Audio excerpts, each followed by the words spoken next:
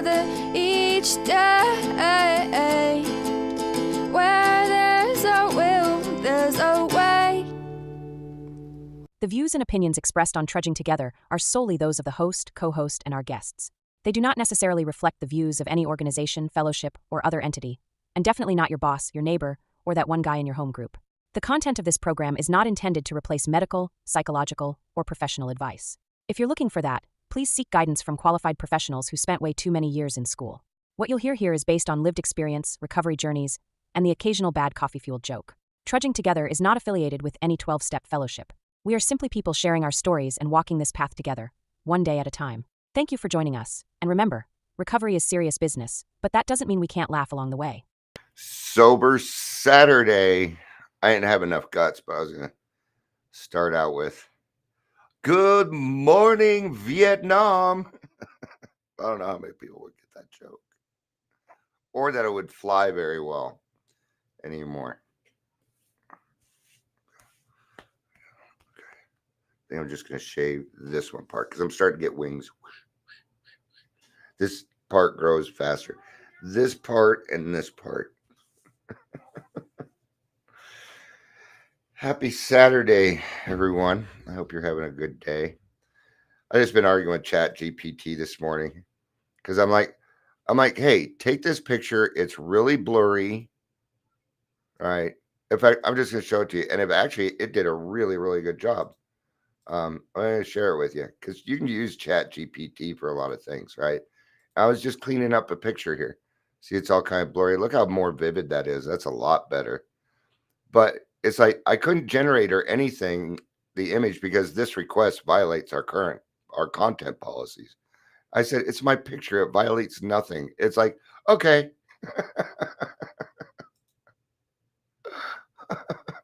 Okay. All right. So let me get this back to my friend. And it's for Amber. And I'm sorry, but Amber comes before the Daily Trudge. She comes before everything because she's, like a daughter to me. There we go. I'm going to send it back. She's upset because her pictures were blurry, man. And those are freaking wedding pictures. So, yes. Did we win Vietnam? No. Nobody won Vietnam. I'm one of those people where nobody wins anymore. It's one reason why I stopped fighting and doing what I was doing, because it was turning into a war and it was doing no good.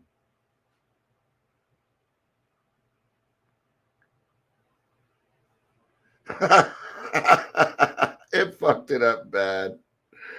Oh, it melded their heads together.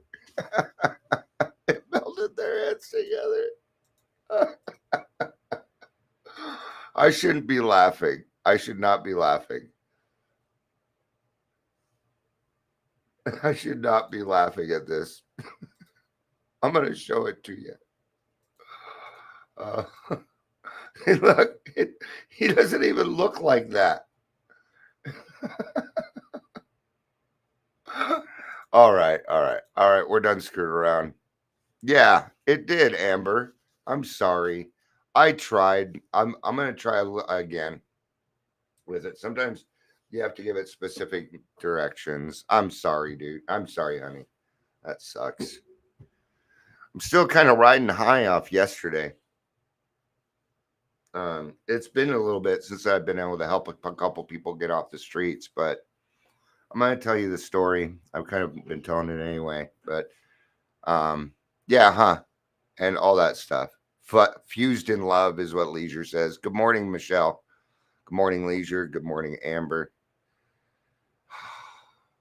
But yeah, yesterday I went to go buy 4 packs of smokes and some ice, and God had other plans. I even sat there for a minute. I'm like, should I take my car? I'm like, it's so low on gas, and even though I was going to the gas station, guess I could have just filled it up because that's where we fill our gas. I wasn't, but it's not what needed to happen. I took my wife's car instead. It holds a lot more. Right. And So we were able to get, I go down there, and I went to go get some ice, and there's a guy sitting next to the ice machine, and I said, what's going on, bud? I just knew.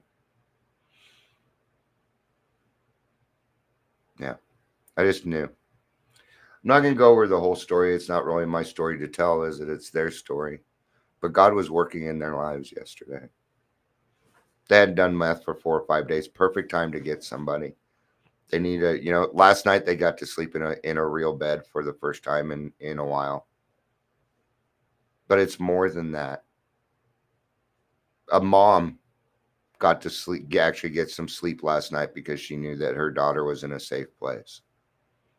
Another mom got to know that her son was in a safe place. The parents got to know that they're okay. Their children, their sister who's taking care of the kids, who she signed control over to, for her sister, is now going to know that her sister's at least trying to get some help and do something with her life.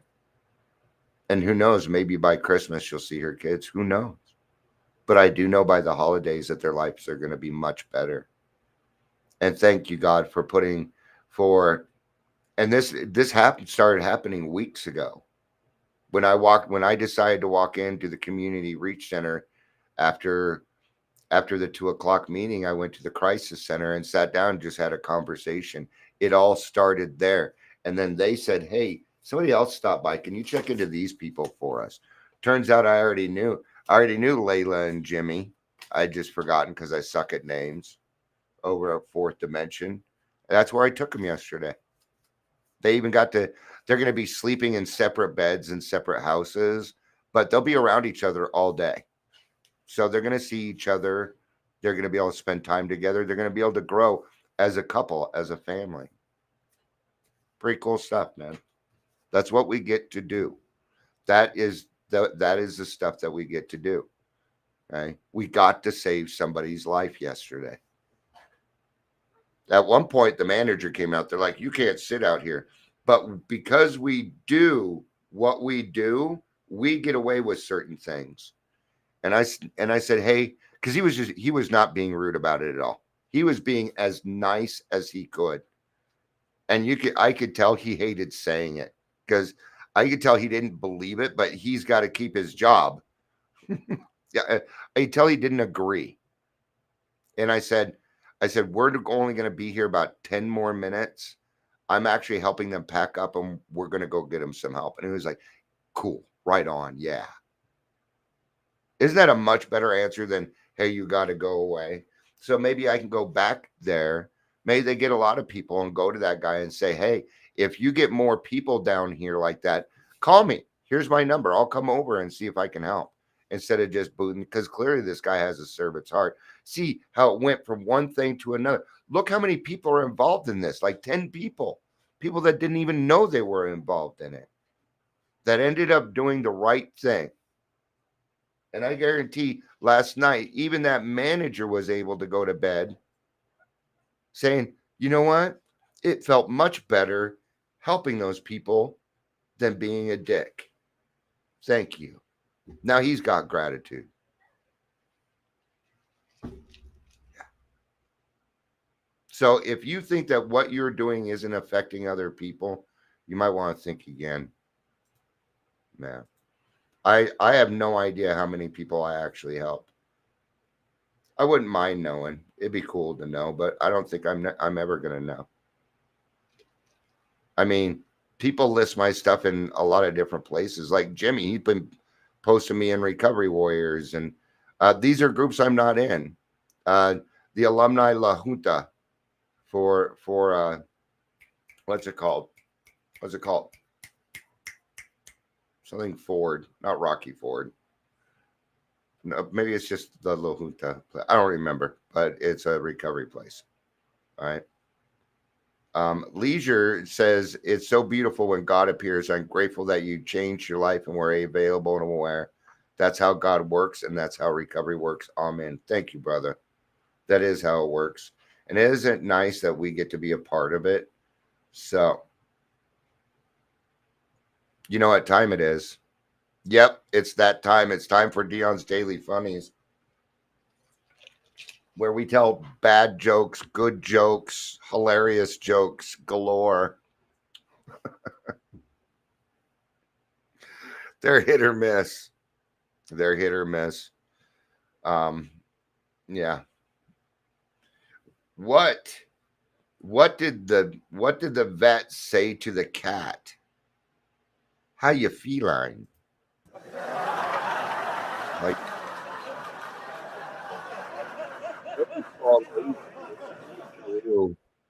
a pouch potato was just a little off. It's a little off. I gotta wait till the last. I have to wait till the last word of the punchline to hit the track. Okay.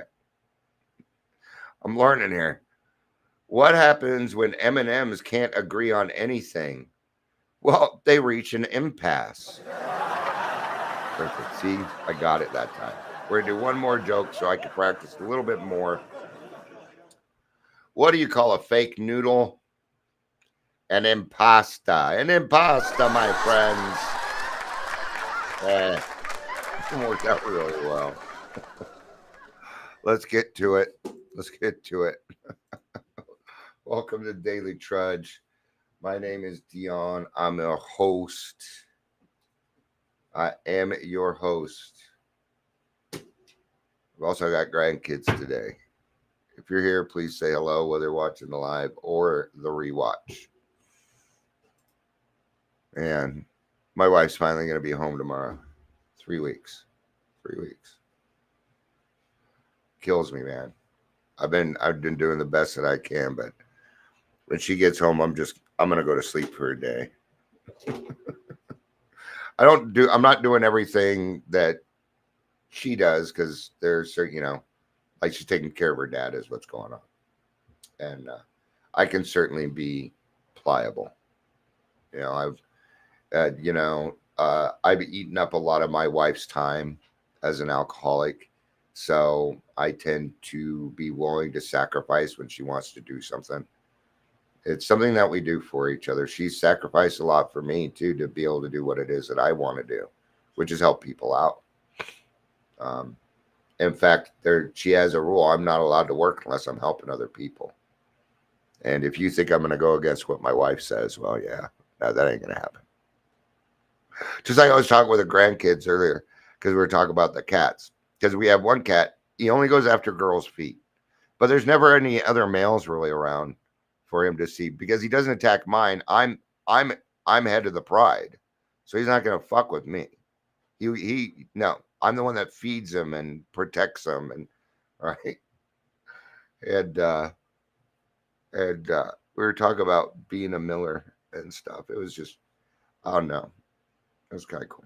Anyway, Angel, good morning. Good to see you. Good to see you. Today we're talking about the admission of personal powerlessness. Seems like is that the only? Okay. Seemed like the title was longer, but it was not. So it is going to be a reading today out of A Day at a Time, which is Hazelden literature. I am a fan of Hazelden literature, so let's get started on that. And then we'll probably end up in the 12 by 12 because we're talking step 1 here. But we're getting a flux. We're getting a flux of people, I've noticed. So I figured this was a good one. I've just been noticing a lot more newcomers coming into the meetings. So something's going on out there. It usually doesn't happen. Usually it's about January. But maybe with the holidays coming up, people are trying to make some decisions to have better holidays. Like the young couple that we helped yesterday. They're going to have a much better... Their Thanksgiving's going to be fucking awesome, man. Yeah, they're going to have a lot of fun. They have a lot of really cool people down there. They have a lot of fun. They're learning a lot of stuff.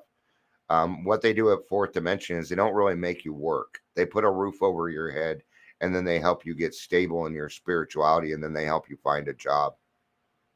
Yeah. I'm going to tell you something. I'll tell you something right now. They're going to need to find another house. They will. By the time I'm done with next week, they're going to need another house. All right. I've been waiting on all of this. I've been waiting on God to supply me with what I need. And it came this week. It happened this week. I feel like this is the easiest way to put it. I feel for like this whole year, I feel like I've been in a caterpillar cocoon and I'm starting to come out of it now. I feel like I'm being reborn again the last couple of days. It's a weird feeling and it's happening very quickly now. Where before I was waiting, now things are speeding up very, very quickly for me. All right. So, Leisure says my second meeting, 6 years after my first meeting, I looked at the banner on the wall and the word unmanageable in step one seemed larger than life. I knew at that moment I might be in the right place. Yeah. And it was that first meeting that helped you get back to your second meeting. Yeah. It is. It's a big one. And it's proof. It is here proof again, and we'll cover it. Okay. Because it's a paradox. Okay. It's only a paradox to us. To non-alcoholics, normies, I'm going to call them normies. And if somebody has a problem with it, then go talk to your sponsor. Because I'm tired of being appeasing all the time and changing my words. We know what I'm talking about. Normies already do that. We think differently. See, it's a paradox to us. To everybody else, it's not a paradox. It's just a fact. They don't have to go through all the consequences to figure that out. You do. But there are benefits that come to that.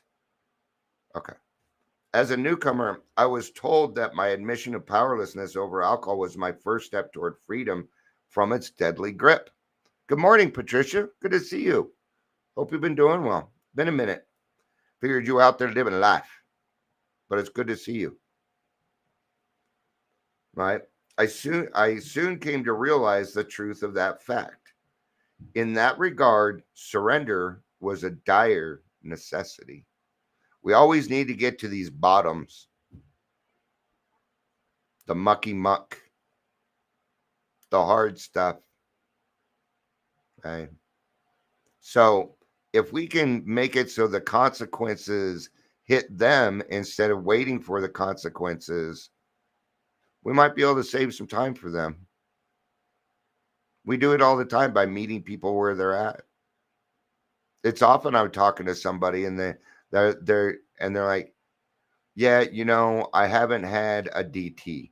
And I say yet. And I haven't had this yet. I always ended their sentence with yet. And I let them know I used to be at that place. And so did a lot of people. What's going to happen next are all those yets you're talking about. That's next for you, if that's what you want. Jaundice, turning yellow. Okay. We alcoholics don't die normal deaths while drinking. They're horrible to look at. Asphyxiation on vomit. Wet brain. You can develop a wet brain in your 50s, and then what they're going to do is they're going to put you in an assisted living for the rest of your life. And what you're going to do is you're going to try and escape every day and get to the liquor store because you have dementia and you have no idea what you're doing. You can live that life too if you like. I don't want that for you. And I guarantee there's 5 other people in this room that don't want it for you either. I know plenty of people that don't want that for you. I don't want it. I don't want to be the sad story in my grandchildren's lives or my kids. No. He died sober. That's my goal. That's my goal. I'm going to die sober. I'm okay with that. I wasn't always okay with it. In the beginning, the thought of staying sober the rest of my life was too unbearable to think about, right? So we get back to what Leisure's saying right now. You live in the moment. This is a day-at-a-time program. Now, today, right now, it does not bother me to think that I'm going to be sober the rest of my life. In fact, I like the sound of it now because I know what happens. If I do certain things, I know what's going to happen for me and my kids and my grandkids and you and everybody whose life I touch. But for me, that was only a small beginning toward acquiring humility. Right. Now, you thought you did the first step pretty quick, huh? Yeah, I sat down. We were done with that thing in 30 minutes. We read some things. No, nope. However long your drinking career was, is how long it took you to do step one. If you drank 15 years, it took you 15 years to do step one. If you drank 20, 25, 30 years, that's how long it took you to do the first step. So no, you didn't get it done as quick. You had to qualify, didn't you? You had to make sure you qualified enough for AA. In a sense, even though our only qualification is that you have a desire to stop drinking, you don't even need to be an alcoholic to join. If you have a desire to stop drinking, you can go to a closed AA meeting. It's as simple as that. Well, I have this, and that too. Yeah, so do I. Well, welcome to the group. We've all got extra stuff. Some of it might be drugs. Some of it might be mental illnesses. Some of it, might be other things. Angel says, and I appreciate you saying this, Angel, the true meaning of the 13th step is passing away sober. The step to meet God. Yes. How it got perverted, I don't know. Actually, I do. But I'm not gonna pick on a generation here. Let's just say I'm Gen X, and it wasn't us. Well, it might have been. It might have been a mixture of the boomers and and Gen X. It's our aloofness, kind of screwed some things up. We don't stand up and say no. That's a lot of us don't anyway, because we don't seem to care. I don't know why. Not the people I hang out with though. No. In fact, Step 13, which is a great place that it's now called Step Denver, had to change their name because of that. But maybe we should, as a group, just say that no, Step 13 means that you died sober. We don't have to ride the popularity train on that. We're not required to. Right? I have a little bit of defiance in me if you haven't figured it out. I'm a rule breaker that's following the rules, so I got to find little rules to break here and there just to satisfy the criminal part of my mind. That's a joke. And it's only a joke because I don't want to get caught. All right. I've learned in the program that to be willing to work for humility as something to be desired for itself takes most of us a long, long time. Do I realize that a whole lifetime geared to self-centeredness can't be shifted into reverse in a split second? Okay. The other thing that alcoholics see differently than the rest of the world, time. Boy, do we see time differently. We think after 30, 60, 90 days, because here's the thing. AA and the 12 steps and other programs are a catalyst. They will do for you in a matter of months, which would take doctors and therapists and counselors and psychologists and psychiatrists years to do. Years. But we take care of it in months. So your perception of time is a little askew because of that. Your support can still make a difference. Okay, Greg McDonald. All right. Today I pray, may I search for my own humility as a quality that I must cultivate to survive, not just an admission that I'm powerless over my compulsive behavior. Step one is just that. Step one in the direction of acquiring an attitude of humility. May I be realistic enough to know that this may take half a lifetime. Today I'll remember pride blew it, let humility have a chance. All right. So step one is just the direction of acquiring an attitude of humility. Okay. And you probably want to know what humility, if you're newer, you have no idea what I'm talking about. So I'm going to fill you in a little bit. You asked for help. That was the humility. My life is unmanageable. I am powerless over alcohol, people, places, and things. That's the humility. admitting that you are wrong and that something else needs to be done. All right. So now we are going to go to the 12 by 12, and I'm going to read step 1. I will probably skim through this because I'm already at 25 minutes, and it usually takes me about 40 minutes to go through this with somebody, even though it's 3.5 pages. But there's a lot of information in here, so I'm gonna kind of skim through it, right? But it starts out: who cares to admit complete defeat? Practically no one, of course. Every natural instinct cries out against the idea of personal powerlessness. We were taught this, especially men.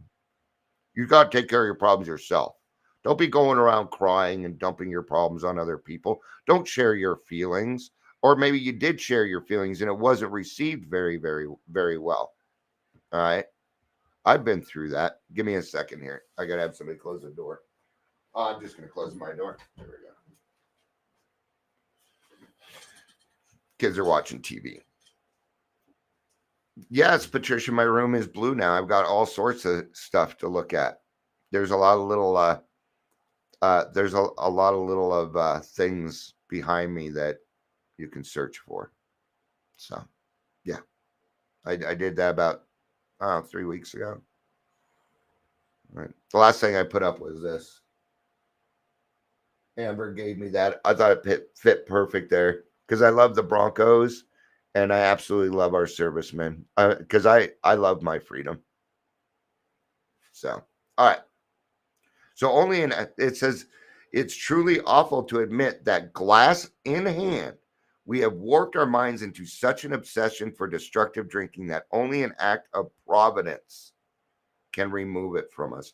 No other kind of bankruptcy is like this one. Alcohol now becomes the rapiest creditor, bleeds us of all self-sufficiency and all will to resist its demands. Once the stark fact is accepted, our bankruptcy as going human concerns is complete. Now, there was an awareness, and then there was an acceptance. You were aware of your alcoholism way before you accepted it. Thank you, Patricia. I like it too. It turned out really well. I like that. It goes really, really well with the curtains. Now I'm gonna tell you folks something. I've been wanting to do this for years, but because I was on a depressant, because I was on Cymbalta, I wasn't able to pull into my mind how to do this. It took away my artsy part, my artsy fartsy part, because I'm a little artsy. I like matching colors and I decorate. I'm a decorating motherfucker. I am. It used to drive my mom mad because I also go for perfection. So even those shelves over there, oh, they are perfectly aligned and they are perfectly set apart. Anyway, right? So what does alcohol do? Well, it takes away everything worthwhile. So I was aware that I was an alcoholic at 14. I was aware of it. I did not care. Literally, I did not give a fuck. I wasn't willing to accept it yet. I figure out, I'm like, if I'm gonna be an alcoholic, I might as well show these people alcoholism. And by 17, I was living on Skid Row. See, that's the defiance of an alcoholic. That's the defiance of an alcoholic. Patricia says, as we change, things around us change too. Yes, very much. And an alcoholic is an extreme example of self-will. So if your self-will is good, it's going to make changes in people's lives. Pick the good selfish, right? So there's a level of acceptance in this, right?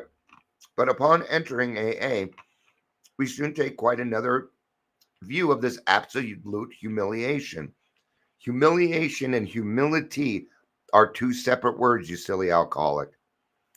A lot of you already know that here. But if you're newer, you don't know the difference between humiliation and humility, most likely. You think it's all humiliation. Humility is not humiliation. It is surrender. It is the first paradox of the program. Humiliation is you're 13 years old, you're walking up to the mall because you're a mall rat, you look all cool and shit or whatever, and all the cool kids are sitting in front of the door and you go to spit but it lands on you instead of, flying the 50 feet you want to impress them with. That's humiliation. Waking up covered in urine in somebody else's bathtub. That happened to me when I was 16, 17 years old. I'd have to ask my wife. I was going out with her at the time. That's the humiliation. Waking up in the morning and checking your phone. What did I do? Right? See, a lot of us got lucky. Text wasn't around when we got sober. I did, but a lot of this newer stuff wasn't around when I got sober. So I don't have as much evidence out there now. Right? So, but we perceive that only through utter defeat that we are able to take our first steps towards liberation and strength. Our admission of personal powerlessness finally turns out to be the firm bedrock upon which happy and purposeful lives may be built. We know that little can come to any alcoholic who joins AA unless he has first accepted his devastating weakness and all of its consequences. And we alcoholics, we don't like to admit weakness. But when we figure out what it does for us, we figure out, wait a minute, that's not a weakness. Wait a minute. You mean doing this is actually courageous? It takes courage to do this. It takes a lot of courage to raise your hand for the first time and say, I'm so-and-so and I'm an alcoholic. I just watched it in the grassroots meeting last night. I watched this man muster all the courage he could fucking find in him. I'm going to tell you now, it made the difference for him. So good job, chairperson, on calling on them and letting them speak their mind a little bit. Good job.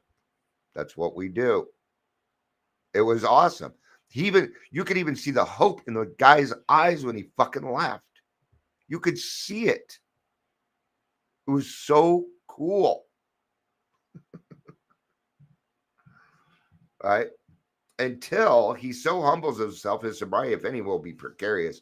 Of real happiness, he will find none at all, proved beyond doubt by an immense experience. This is one of the facts of AA life. The principle that we shall find no enduring strength until we first admit complete defeat is the main taproot from which our whole society is sprung and flowered. And it's still how it's done. Not through money. Nope. How much money did it take me to do what I did yesterday? Let's add it up. Well, gas. We'll call it $5, right? Because I had it on eco and I didn't, there was some driving. Took some of my time. I wasn't being paid. I gave him a pack of cigarettes. That's $10. So I spent about $17 to help somebody yesterday. Yeah. See, it doesn't take money. What did it take? Sacrifice and time. What was the sacrifice? I was supposed to meet with a sponsee at noon, and I contacted them. I'm like, I'm going to be a little bit late. And they were willing to put off meeting with me the first time so I could help these people. That was the sacrifice. And I thanked him for doing that for me. And I pointed it out. I'm like, that's what we do. Because you decided to use a little bit of delayed gratification and be kind to me, I was able to help somebody out. I almost said save their lives, but I can't do that. That's just the ego popping up. All right. Leisure, remind me to tell you the Courage Rock story. You could tell that when we go live and do the podcast, or when we pre-record and do the podcast, and we'll do that. I'm going to get you on my fucking show. All right. Scott, our Leisure, and I, we're hit and miss so much because, we got a lot of things. Okay, I'm gonna skip the next paragraph. In AA's pioneering time, I'm gonna go to the bottom of 22.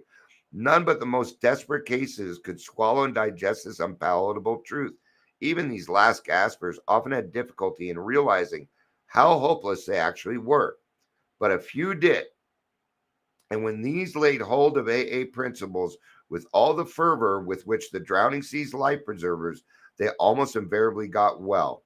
That is why the first edition of the book Alcoholics Anonymous, published when our membership was small, dealt with low bottom cases only. Many desperate alcoholics tried AA but did not succeed because they could not make the admission of hopelessness. Ouch. Most of you wouldn't have made it. You wouldn't have qualified. Were you having DTs? Were you jaundice, yellow? Were you? Because that's where they found them. A lot of us wouldn't. So, but thankfully that changed. That changed. You know, because they started to figure out that this can help a lot of different kind of people and different stages of alcoholism, right? So they did something really cool next. It is a tremendous satisfaction to record that in the following years this changed. Alcoholics who still had their health, their families, their jobs, and even 2 cars in the garage began to recognize their alcoholism. As this trend grew, they were joined by young people who were scarcely more than potential alcoholics. They were spared that last 10 or 15 years of literal hell the rest of us had gone through. Since step 1 requires an admission that our lives become unmanageable, how could such people as these take these steps? We will do it, may record on a Thursday night. I could do something like that, Leisure. I could put it as long as it's not the third Thursday, because we do our group conscious. But as soon as we're done with the meeting at 6 o'clock, I could do something like that. I'd be happy to do that, Leisure. I'll move my decompression time. All right. So how could such people as these take this step? Let me talk about something you hear a lot. Maybe not a lot. Maybe you don't hear it a lot. And sometimes people say, yeah, I had to hit rock bottom. That doesn't really. But when we utilize rock bottom as a destination, we're in big trouble. I'm going to say it again. Rock bottom. Rock bottom. Because I know what's going through your head. You're an alcoholic. You were given the same stigma as I was.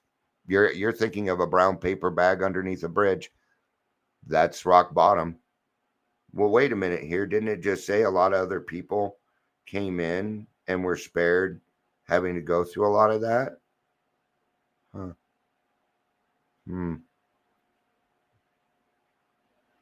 Okay.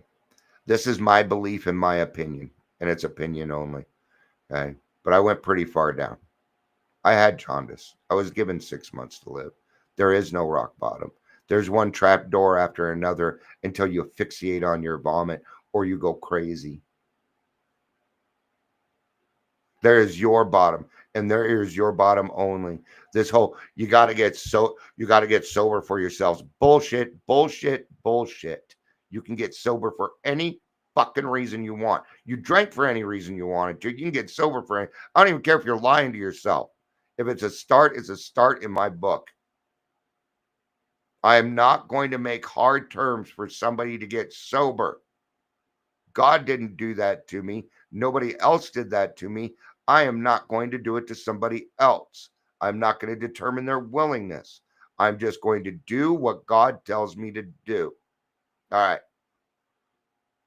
So what do? Well, it's obviously necessary to raise the bottom the rest of us had hit to the point where it would hit them. And it works. It worked on Leisure.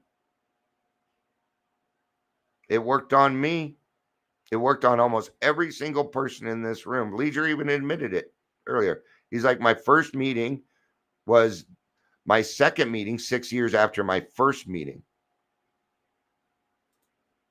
Right? So we raise the bottom to where we meet others where they're at. They're not capable of meeting us where we're at yet. And since there's no greater than or lesser sign than in AA, that means that we are equal.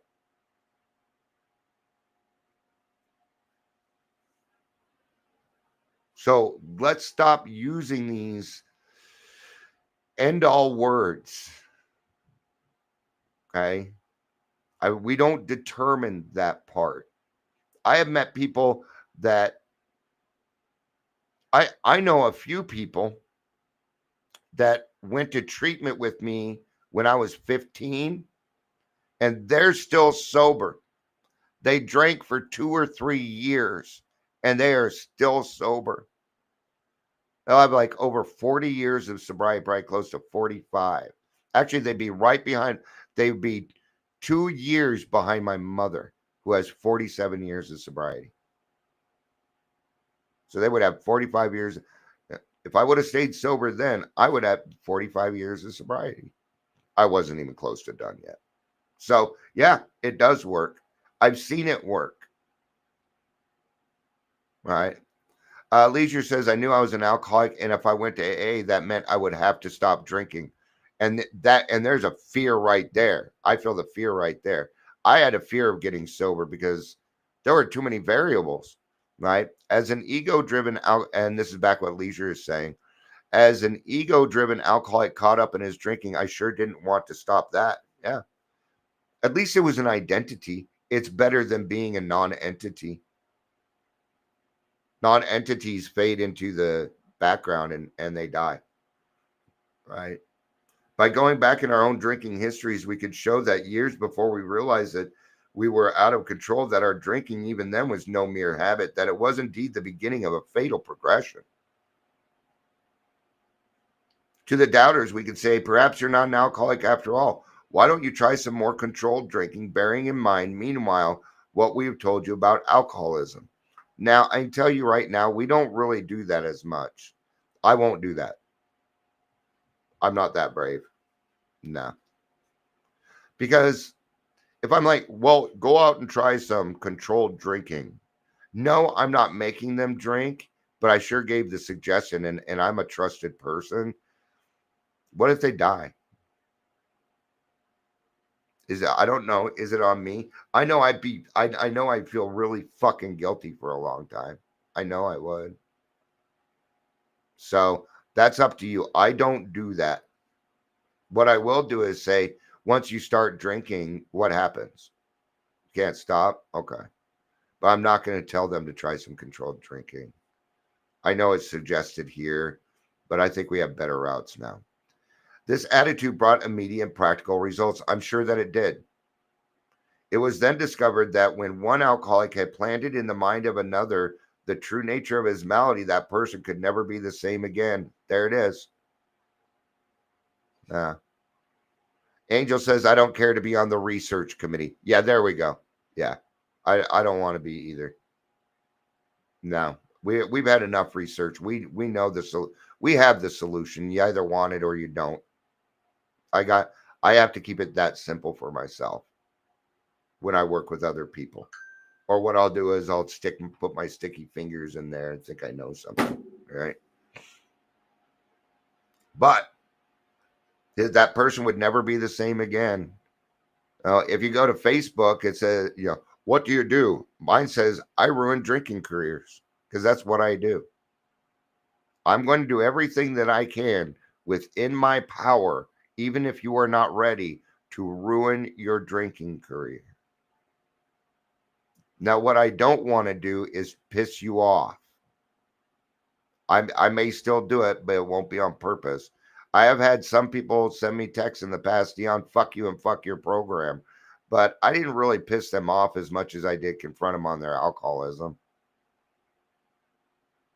But what does it mean? It means I ruined his drinking career. And did I ruin his drinking career? No. Can I really take credit for that? No. That's God.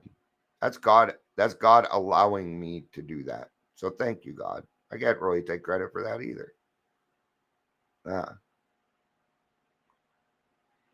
And Leisure says, and thank you all for being a part of this meeting today. I needed one. Good to have you, dude. All right. So one more quick paragraph, because we're going on 45 minutes here. Under the lash of alcoholism, we are driven to AA, and there we find the fatal nature of our situation. I've never seen anybody skip into their first AA meeting. I've seen them skip out. You take that a couple of different ways. Skip out by not coming back, or skip out because they had a little bit of hope. Right? It was the second one I was going after. But I don't see anybody willingly walking into AA. No, There's always something else going on in their lives, usually consequences that they want to get rid of. They don't want the consequences anymore. That's good enough for me. Then and only then do we become as open minded to the conviction and as willing to listen as the dying can be. We stand ready to do anything which will lift the merciless obsession from us. And what is that? Just willing to go to any length. Right? It's been a long time since the obsession was removed from me, and I'm still extremely grateful for it. Very much. But it turns out there were a lot of other things besides alcohol I had to work on. So it kept me pretty darn busy.